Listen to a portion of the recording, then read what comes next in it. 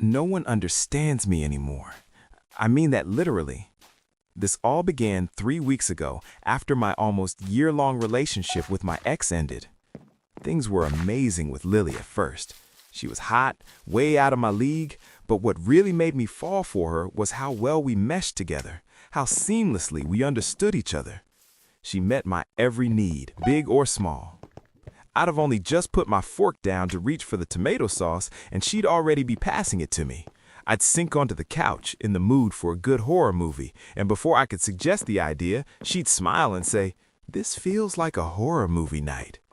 I'd wake up from some pretty heated dreams, and she'd already be swinging her leg over me, ready to start the morning exactly how I imagined it. So after 5 months, I made the very smart, not at all too soon decision of asking her to move in with me. It was amazing, at first. She was the first girl I'd ever met who didn't care if I played video games for hours because she'd just sit beside me the whole time watching me play. She didn't care what I did as long as I was within reach, always within reach. Her nails would trail circles on the back of my neck, glide along my arms, or she'd just rest her foot on top of mine. She constantly wanted me in touching distance. I loved it at first. I knew we were probably getting a bit too attached to each other. I stopped seeing my friends as much. I called my family less. Then one day after work, the guys invited me to the pub. It made me realize it had been way too long since I hung out with them. I didn't see the problem and texted Lily to let her know I'd be home late. Just a few pints. There was a skimpy at the bar, so I didn't stay long. I didn't even look at her. I averted my eyes out of respect for Lily. I was a good guy, a good boyfriend. When I got home, Lily was livid. "You went to a Skimpy's bar?" There wasn't a bar in our rural mining town without Skimpy's, and I barely even stayed an hour, but I didn't argue. I felt guilty at the hurt in her eyes as she sobbed into my chest. I didn't realize she'd feel so hurt by it, but of course she would. I never should have gone. So I stopped going out to the pub with the guys. I thought it was the Skimpies that were the problem, so when the guys invited me out to play golf, I thought it'd be no big deal. It was completely innocent. Wrong. She was livid at me again. "You don't even like golf," she cried out.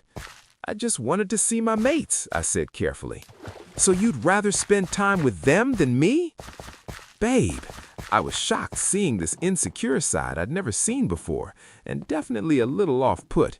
Was she being serious? "I am allowed to see my mates, right?" I said it slowly, hoping it'd make her understand how ridiculous she was being. And it did. She sighed, her anger dissipating, replaced by the sort of sadness that reminded me of a kicked puppy. It made my stomach clench in guilt. "I'm sorry. I just missed you," she said. After that, she stopped being livid whenever I went out without her. Instead, she punished me quietly. If I came home from playing pool at a mate's house, she'd barely look at me, barely speak. I'd feel sick with guilt, even though I knew I'd done nothing wrong. The breaking point was lunch with my mom. I got home, and she gave me the exact same attitude she always did, acting all cold and distant and miserable, which in turn made me miserable. I'd had enough. I was sick of it. "Are you serious, Lily? You're seriously gonna make me feel bad about seeing my own mother, the woman who gave birth to me?" "I'm sorry," she said, tears in her eyes. "I just get jealous." "Of my mom? That's insane." She stepped closer. "Well, maybe I just want you all to myself. Is that really so bad?" she murmured softly. For a moment, I was in a trance, forgetting why I was mad at the first place as she stared up at me from under her lashes, her soft lips pressed into a little pout. I knew if she touched me, I'd cave, so I stepped back. "I don't think I can do this anymore," I said quietly, refusing to meet her eyes. If I did, I wouldn't be able to say it. "I think we need a break." "A break?" she scoffed. "Or a break up?" I didn't answer. "Let me make the decision for you," she said. "Good luck finding anyone else who understands you like I do." She packed her things and left. I stayed silent, even though one word from me would have stopped her, even though I wanted to stop her. This was for the best, for me and for her. She was too attached. It wasn't healthy for either of us. The weekend was hell. I'd sit in front of my console, staring at the loading screen, remembering her fingers in my hair, her constant touch, her steady, comforting presence. And then the house would feel unbearably empty. When I went back to work, everyone could tell I was in a foul mood. At the time, I didn't notice anything strange about that day. Looking back now, I don't know how I missed it. "Everything all right, mate? You and your missus have a fight?" Greg, my older manager, asked. He was a good bloke, always had been. "I fucked it all up," I mumbled without thinking. It was the only sentence my brain seemed capable of forming. "Oh, you're both doing well then? That's great, mate. Must be just a bit hungover, eh?" Greg said with a wink. I frowned at him, but I was too wrapped up in my own head to notice how little sense his response made. It wasn't until the next shift that I really started paying attention. "Jerry and the boys are meeting at the pub later. Joining us, Harry?" Lachlan asked. I blinked. My first instinct was to say no, that I wasn't in the mood. Then I realized there was nothing stopping me anymore, no one waiting at home, and a pint with the boys sounded better than going back to my empty apartment, where everything reminded me of her. "Yeah, sure," I said. "Ah, bummer. The missus still has a problem with those skimpies, does she? You should really tell her they've got nothing on her and her banging body," Lachlan chuckled. "Don't talk about her like that," I snapped. Then I frowned, the words catching up to me. "I said I'll come. We broke up. Didn't Greg tell you?" "Still don't get what she's doing with a guy like you. You're a 4. Nah, like a 3.5. Lily's a solid 10. I stared at him, annoyed as hell, but more confused than anything. Why wasn't he listening? "We broke up," I said slowly. "Honestly, I get why you don't hang out with the lads anymore. If I had a woman like that waiting for me in my bed, you boys would never see me," Lachlan laughed. I just looked at him, wondering if he was deliberately fucking with me, and briefly imagining my fist connecting with his acne-scarred face. "Just shut the hell up," I said. "Tell her hi from me later on," he smirked. "Tell her I could show her what a real man is like." I was seconds from punching him when Greg called us over. That night, I joined the lads at the bar. I still caught myself averting my eyes from the skimpy, even though I had no reason to anymore. It felt wrong, like muscle memory I couldn't shake. And irritatingly, Lachlan was right. No one compared to Lily. The boys looked genuinely shocked when they saw me. "What are you doing here, mate? Isn't it you and your missus' anniversary today?" Greg asked. It was, 1 year exactly, but we weren't together anymore, and I was past exhausted with this. "Guys, we broke up. Are you messing with me or something? It's not funny. It's kind of fucked up, actually." "You just left her at the house? That's low, bro. Who would leave a girl like that at home?" "We broke up." It was pointless. They were purposely ignoring me, and I couldn't understand why. For the next half hour, they kept shooting me weird, dirty looks, judgmental ones. Lachlan just smirked, like this meant it was finally his chance with Lily. But Lily wasn't here. Why did they think she was still around? What the hell was wrong with them? "Your pale ale," the waitress said, setting a beer in front of me. "I ordered a Guinness," I frowned. Normally, I'd just accept it. I hated making a fuss, but between the boys and the constant misunderstanding, something in me snapped. "Yes, this is your pale ale," she said slowly, like I was stupid. "I know, but I ordered a Guinness." "Sir, this is your pale ale," she said again, irritation creeping into her voice. "I know." I was seething. Why was she look annoyed? "I ordered a Guinness." "I already told you this is your pale ale," she snapped, crossing her arms before storming off. I stared after her, completely disoriented. What the hell is her problem? I asked. No one answered. I turned back to the boys, searching their faces for anything that backed me up, but they were all glaring at me. "What's the matter with you?" Greg demanded. "Have you gone mad?" My chest tightened. Was I going mad? Or had everyone else? "I'm sorry," I said instead. "I've been a mess since Lily left me, all right?" "You didn't even buy her roses?" Greg's eyebrows shot up. "On your anniversary? Go back home to your missus, mate. Go make things right." What the hell? I stood up, my head pounding, and left the bar. My thoughts were spiraling. What is going on? At home, I called my mom. I needed to be grounded. I needed someone familiar. Her voice had always been able to pull me back when everything else felt wrong. "Hey, Mom, I really need someone to talk to." "I'm good, honey. What about yourself?" The answer immediately put me on edge. It didn't match what I just said at all. Still, I told myself she hadn't heard me properly. Mom's hearing wasn't always the best. Not great, honestly. Lily and I broke up a few days ago. My throat tightened as I said it. Tears stung my eyes, the first time I'd felt close to crying since she left. Talking to my mom always did that, like I could finally let my guard down. "Did she like the flowers? What flowers did you get her? I hope you cooked her a good dinner, too. You've got a good one there, Harry," Mom said cheerfully. My body went cold. No, there's no way she's ignoring me, too. My mom wouldn't do that. She'd never be that cruel. I tried again, slower this time. "Mom, we broke up." Lily and I broke up. That's wonderful. I'm so happy you found such a beautiful relationship. You better put a ring on it soon, she laughed. I hurled my phone across the room. My chest rose and fell as I paced. Why didn't anyone understand what I was saying? Lily's voice echoed in my head.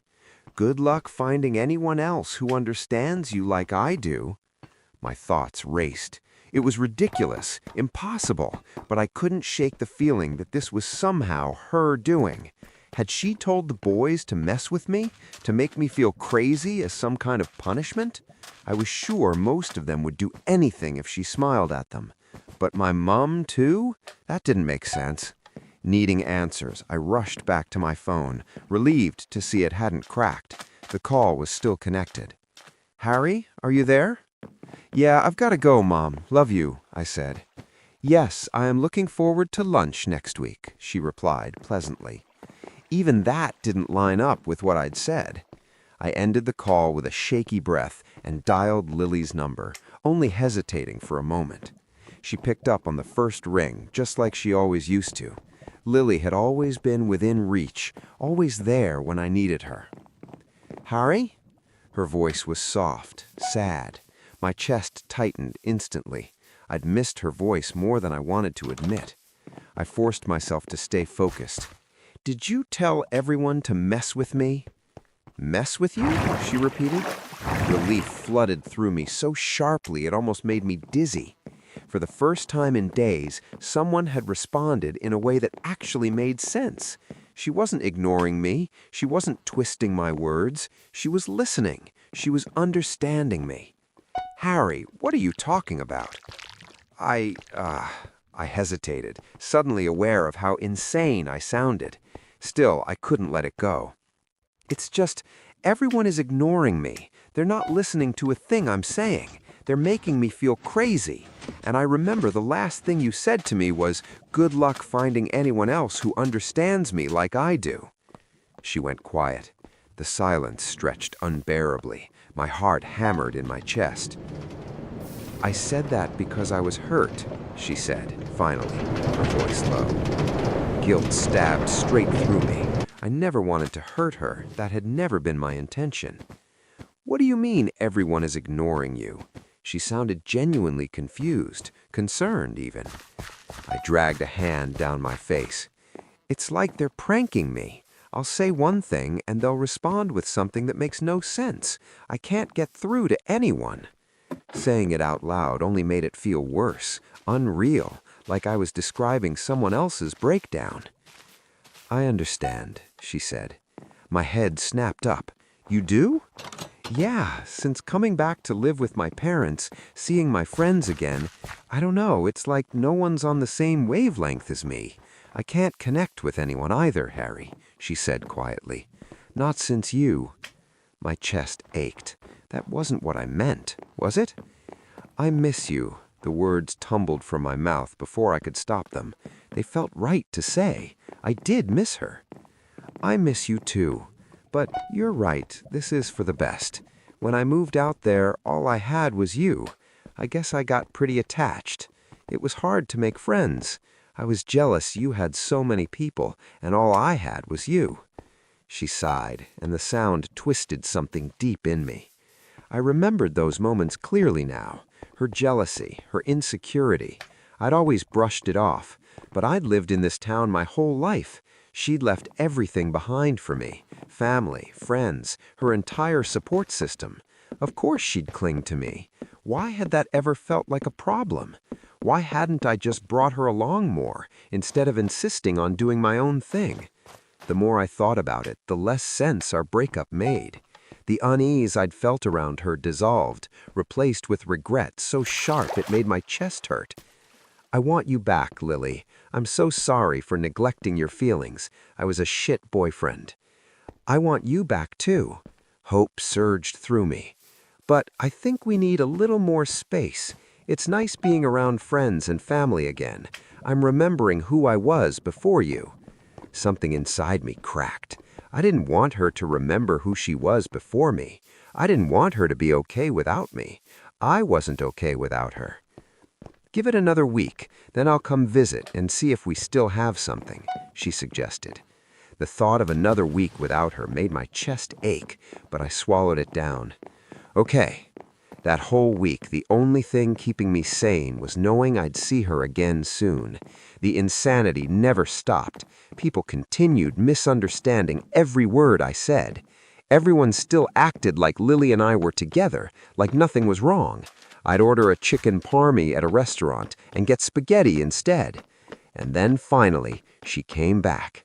I picked her up from the train station and scooped her into my arms. She was just as stunning as ever, smelling amazing despite being in a stuffy train for 7 hours. Her laughter was like music in my ears. I'd never been more ecstatic in my life. We spent most of the evening in bed, and when we were physically exhausted, I rolled over to look at her and said, "I'm never letting you out of my sight again." "Finally, you know how I feel," she smiled, rolling her eyes. She moved back in. At work, I was in a better mood than I had been in 2 weeks. Greg noticed. "Someone's happy." "Yeah," I said, accepting that people were going to misinterpret everything I said these days. I didn't care anymore. I had my beautiful girl back. "I got her back," I said with a happy sigh. Greg frowned. "Who? Lily?" His eyes widened. "Did you two break up?" "Yeah, man." I paused. He understood what I said. He actually replied with something that made sense for once. I narrowed my eyes. "So you were messing with me?" Greg looked at me like an idiot. "Messing with you? Man, what are you talking about?" "All those times I told you we'd broken up, you did hear what I said, didn't you?" I accused. "Mate, He paused, furrowing his brows like he was confused now. "Huh, that's weird." "What?" I scoffed. "You did tell us," he said in a sudden shocked realization. "You said it to Jerry 5 times in a row. We broke up."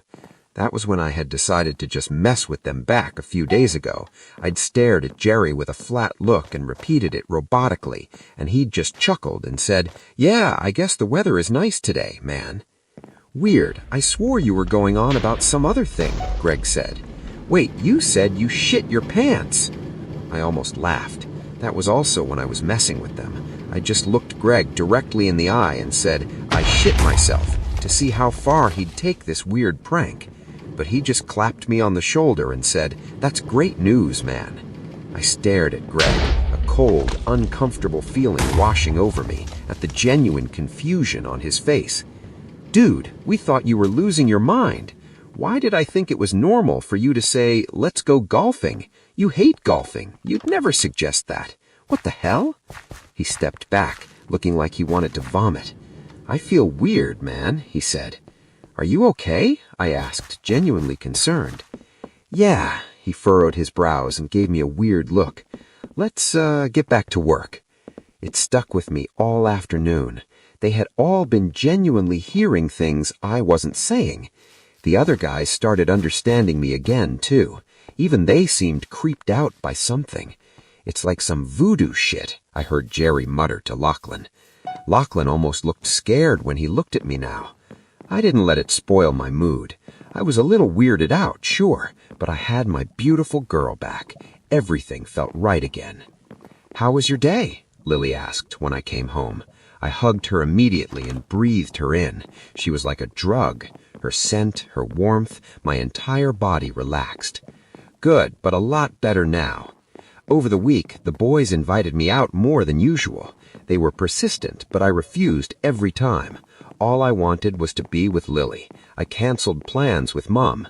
I wanted to spend every minute with her. I even started thinking about quitting my well-paying job for a remote one so I could stay home. Anything to be surrounded by her. Until one day, the boys cornered me at work. They all looked worried, even Lachlan. "Something is happening to you, man, and it's because of Lily." "What?" I laughed, shaking my head. He stayed serious. "What do you even know about her?" The question hit me like a punch. "What do you mean?" "I mean, what does she do? Does she work? Where does she family live? How did you meet?"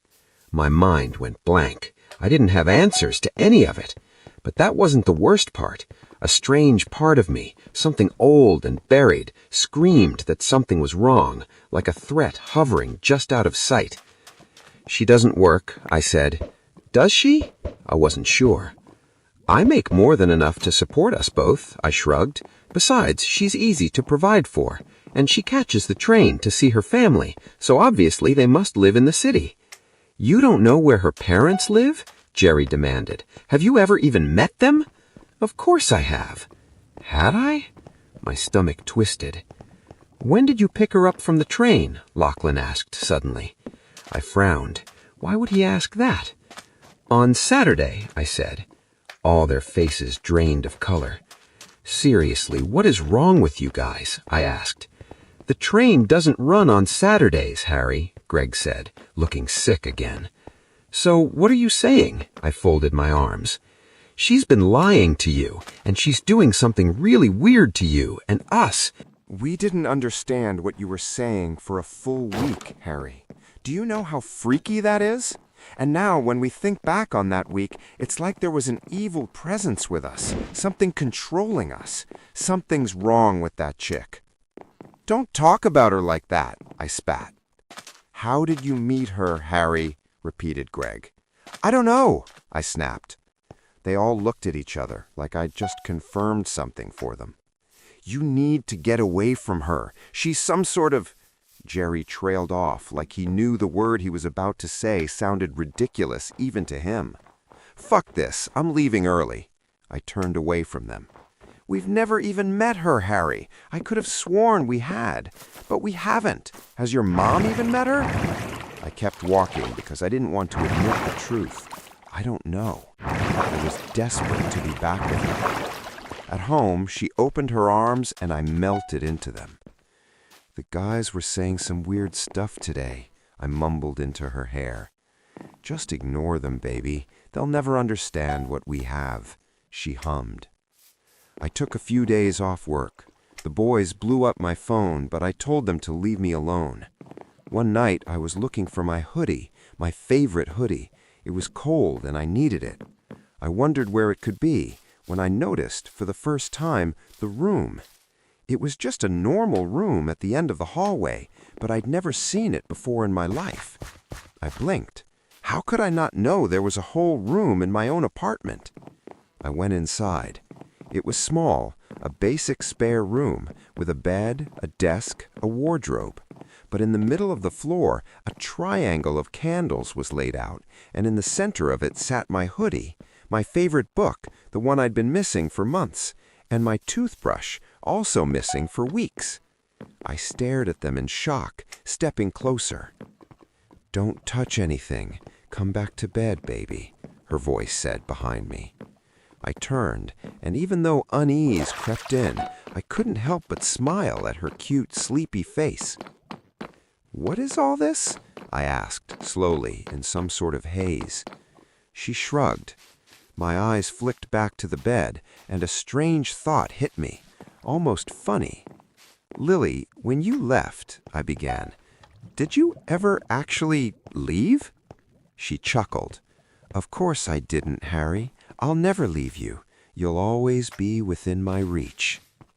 I went back to bed. And now, as she sleeps beside me, I'm typing this out on my phone. There's a part of me that knows something is wrong, that I'm under some kind of spell. I can feel the small voice in my head telling me to get out, but it's getting quieter. Maybe the boys are right. Maybe I know they are. But has she really done anything I don't want? She wants me forever. I want her forever. I suppose the only reason I'm writing this at all is because I'm afraid I'll forget I ever felt differently. Because I feel really forgetful these days. And maybe I just want to see what other people think. If a beautiful girl wants me all to herself every day for the rest of my life, is that really so bad? It's what I want, isn't it?